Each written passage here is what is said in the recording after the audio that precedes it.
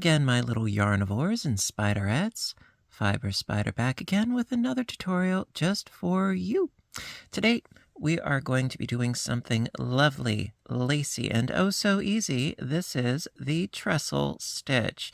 I think it would be awesome for a lightweight wrap, a coverlet, lightweight blanket. Sure, why not? And it's so easy. It's only a 2-row repeat, works up super duper fast, and I think it is gorgeous. So for today's swatch, I used Red Heart Super Saver stripes. This is, I believe, polo stripe, if I'm not mistaken.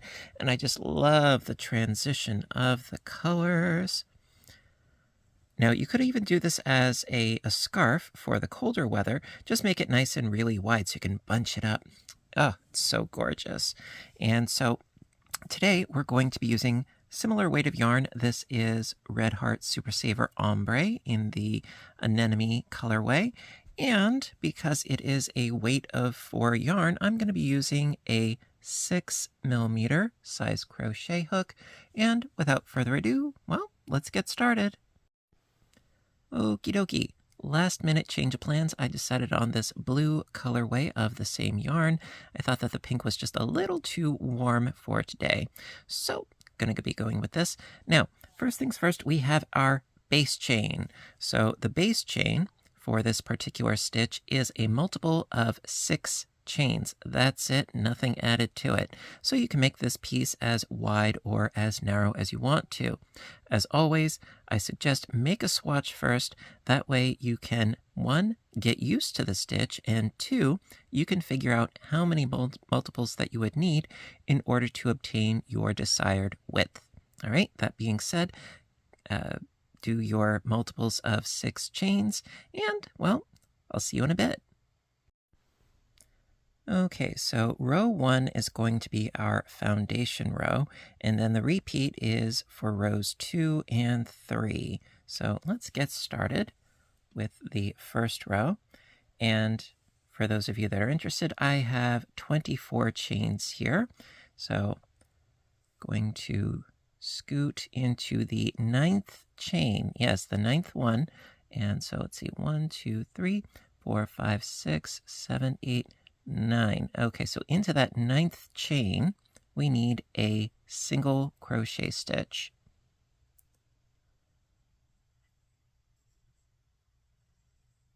There we are. Chain 3. And skipping 2 chains into that 3rd chain, double crochet.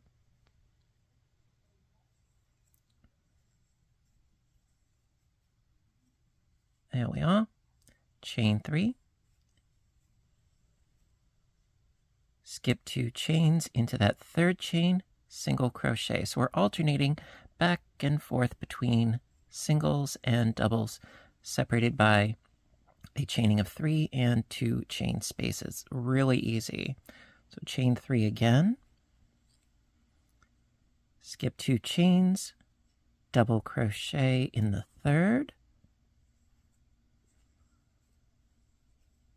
Chain 3, skip 2 chains, single crochet in the next, chain 3, and skipping 2 chains, we've got our last chain into that. We're going to do a double crochet.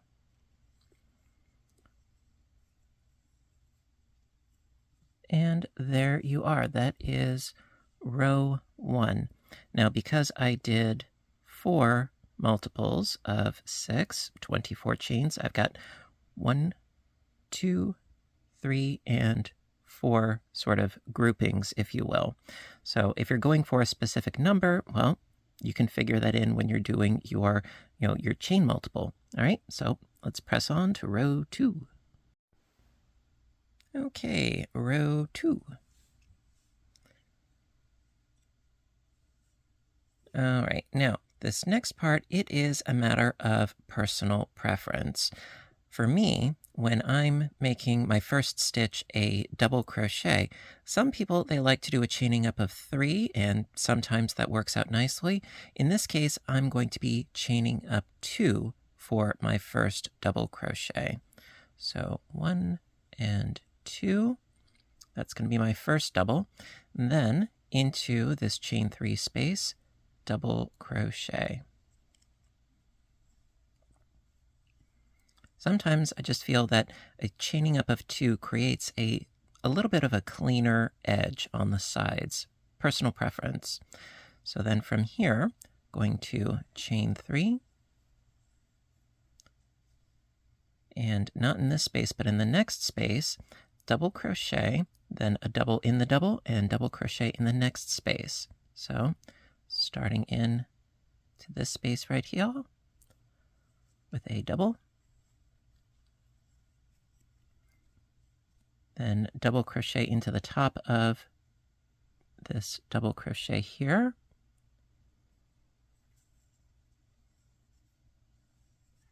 and double crochet into the next space for a total of 3 doubles. Oh, almost had it.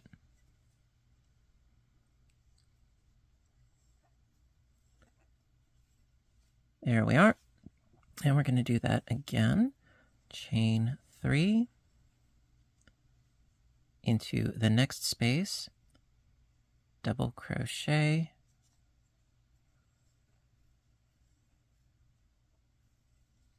double crochet into the double crochet, and then double crochet into the next chain 3 space. Okay, and we've got one more left. So chain 3, double crochet into the next chain space.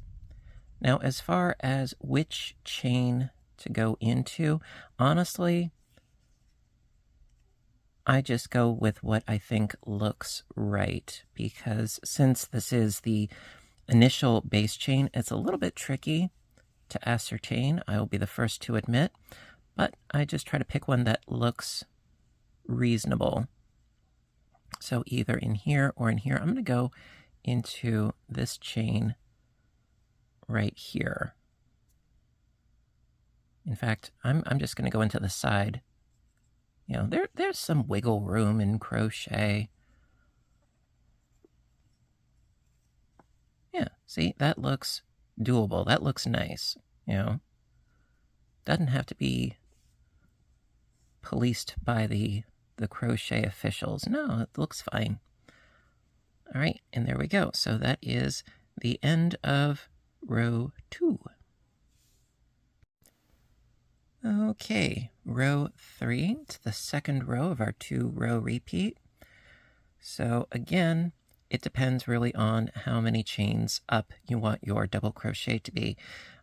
Me, again, I like having my double crochets being 2 chains tall, and we need a chain 3 space on top of that. So that being said, I'm going to chain up 5. If you're going with a chaining up of 3 for your doubles, well then chain 6. Me, I'm going to chain 5.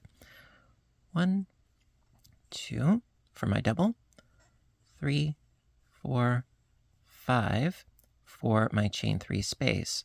So after doing that, into this chain 3 space, single crochet. So that gives us a double and a chain 3 space. Right, and then from here, chain 3 again, double crochet into the central double,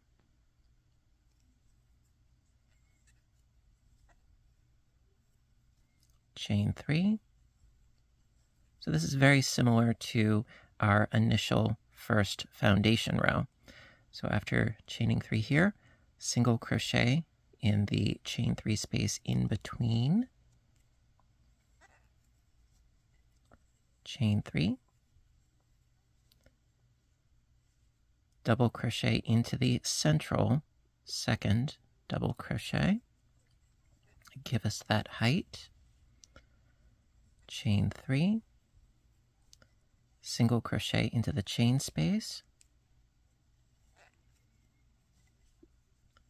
chain 3, and then going to do a double crochet into the top of this last double crochet here, which it's the second chain, in my case, second chain from the bottom, like so.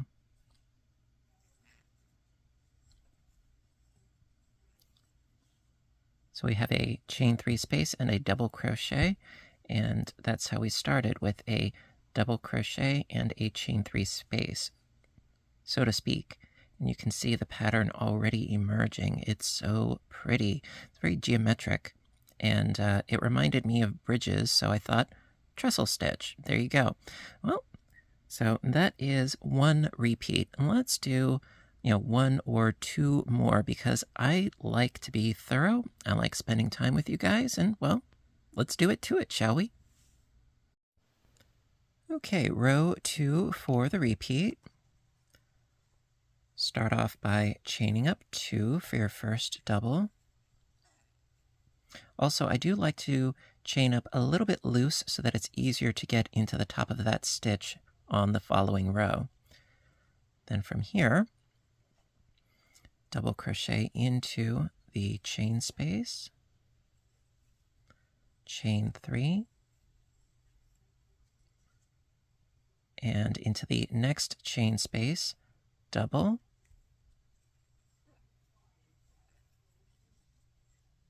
double crochet into the double,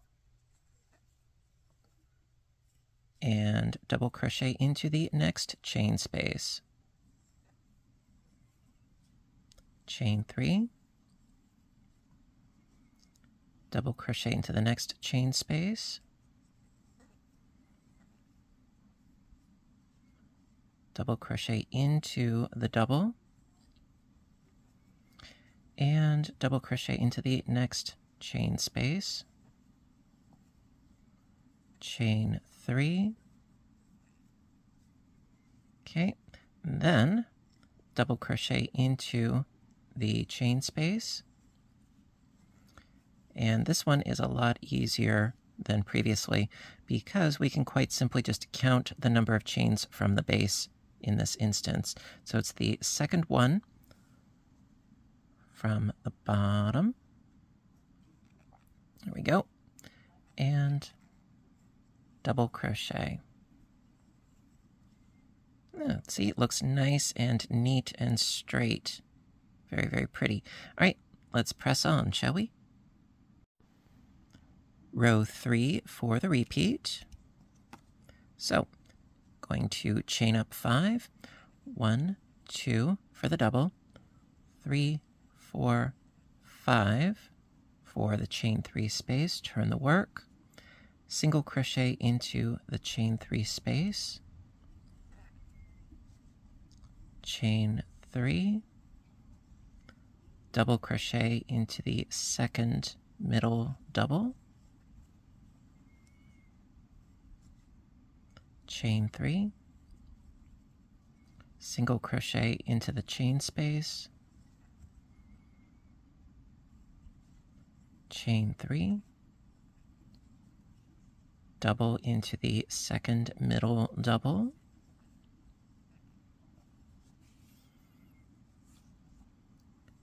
chain 3, single into the chain 3 space, chain 3, and double crochet into the last double crochet. So that second chain from the bottom there. There we go.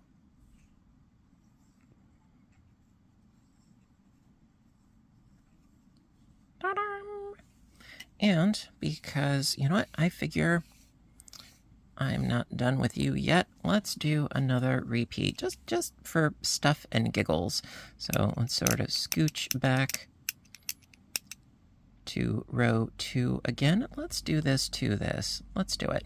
So from here, chain up 2, turn the work, double into that chain space,